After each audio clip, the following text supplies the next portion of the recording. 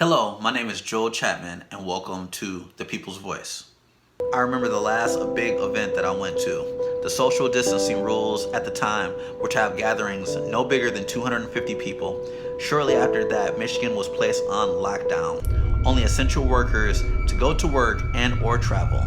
In these times, all sports are temporarily shut down, from the NBA to the NFL. There is one sport that is still planning on having events. UFC bought an island to host fights and start sports back up. It's definitely a real thing. It's still in the making. That's as much as we're able to discuss so far, but it's anything, so I can't disclose anything. I mean, everyone's gonna know really soon about the whole Fight Island thing. But I've been told that it 100% is real. You know, I have friends that are already, you know what I mean, people that live in Las Vegas that work for the UFC that are like gonna be there and stuff. So indefinitely postponed or canceled from there.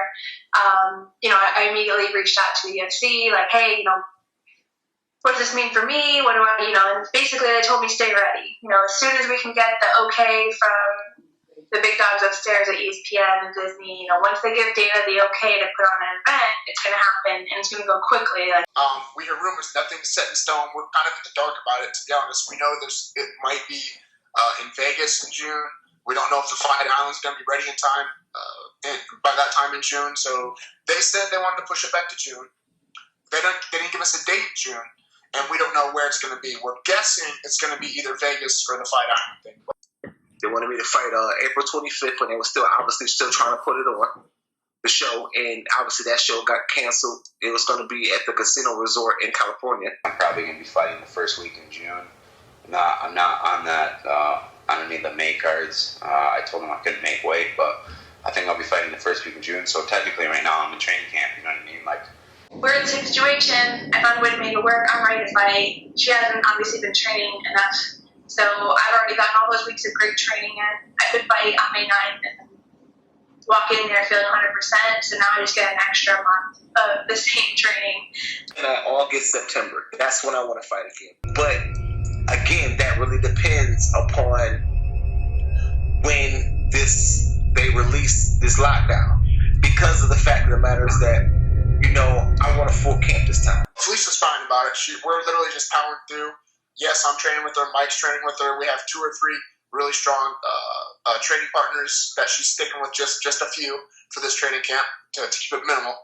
Cody, MMA junkie. I heard Dana White say that Fight Island will be ready in July. This COVID situation, I put on about 15 pounds, and I'm very limited. All I can do is, the basic push-ups, pull-ups. So that they would be kind of in agreement to sort of semi-quarantine with me, as far as we don't live together, but we're kind of on the same page about we're taking the quarantine seriously. We're not, going out and seeing other people. When I go anywhere, to the store or anything, wiping everything down, being careful, just because we felt like it was our duty to do that. So I've been wearing a mask and gloves. With no other sports going on, I think right now it's a race for each sport to get back to it. It feels like, you hear about the NBA starting to chirp up again, like they're going to do something.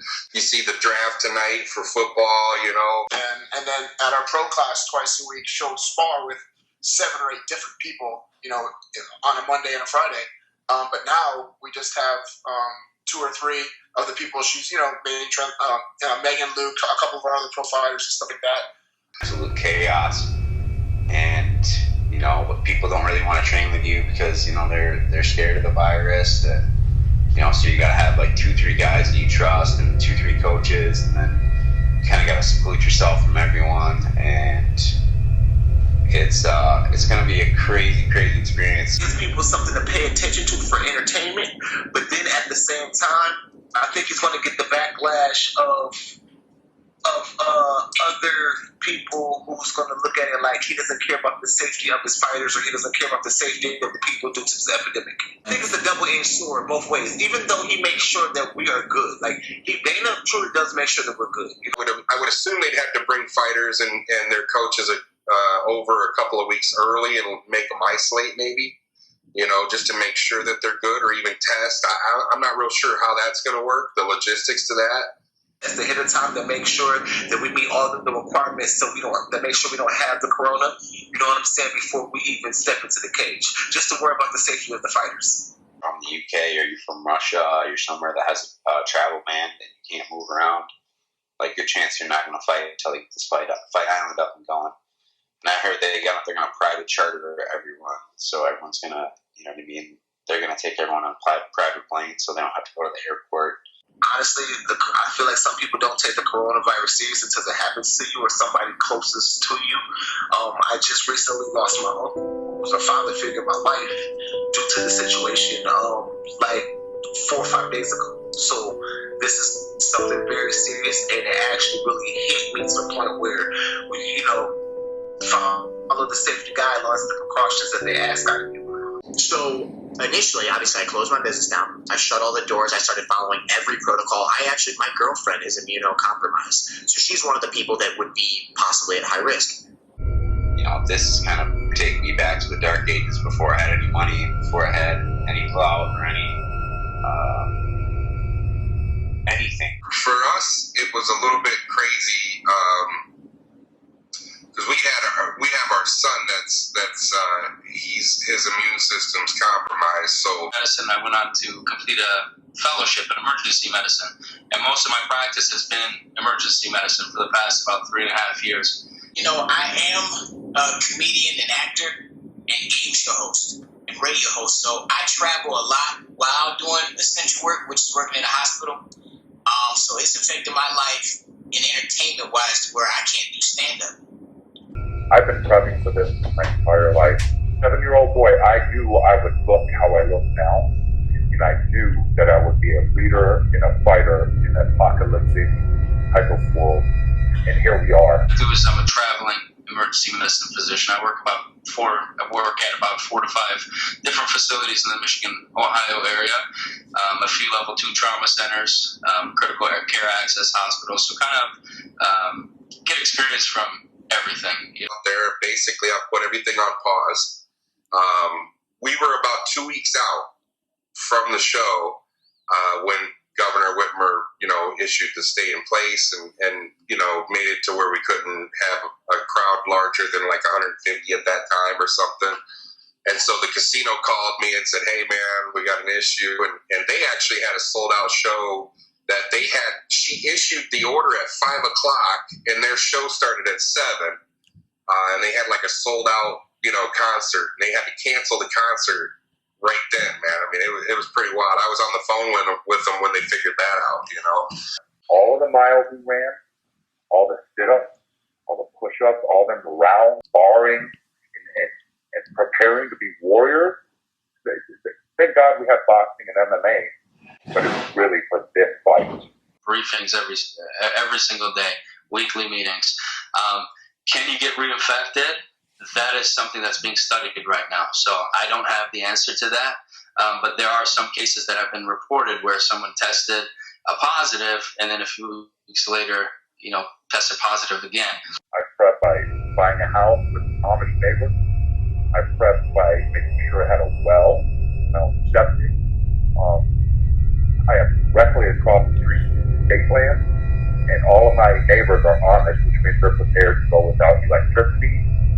They run everything off of propane or generators or solar panels. The problem is we need to determine how many mutations there are. The virus hasn't even hit here. We got like 1 or 2 confirmed cases, and so we haven't even experienced it.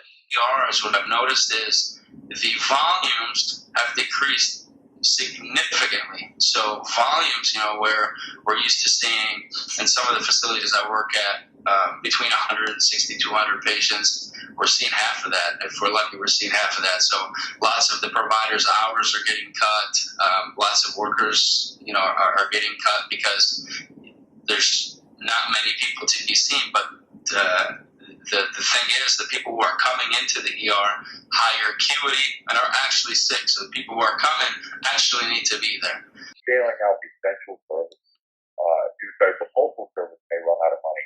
Definitely needs to be bailed out. We don't need to be bailing out corporate America. We were were super worried that we were already kind of dealing with shaky, some problems at the border because there was some protesting going on with I believe the natives over there, the one of the First Nations, the Anishinaabe brothers up there were blocking the highway, blocking the bridge, so you couldn't go to the U.S. What I've seen is the media is concerning mostly on the high density, highly populated areas like the big cities, like Detroit. So I do have a few buddies who work downtown. They work at Henry Ford. They work at DMC. There's a few that work in the Beaumont Health System. COVID units have been set up everywhere. They are being overwhelmed because so many people are coming in sick and they only have a certain amount of beds. So, what I've seen is those hospitals, especially the ones in the big cities like Detroit, New York, cities like that. Weeks out from a sold-out show, I'm glad it didn't happen. I'm sure it saved some people from getting sick. I mean, we would have probably had about 1,400 to 1,500 people there. Now, again, this virus is, we're still learning things about it every single day. So some people have no symptoms. Some people, go into end organ failure. It just depends. Really, when this whole thing started, I was taking it lightly. But once you start seeing the patients, you start hearing the stories, you start hearing the complications, the amount of people being affected by this, it is something to be taken very seriously. Be in physical shape, water, food, give back to each other. We have lost the sense of community. We have lost the sense of camaraderie. And basically, that is the foundation of America.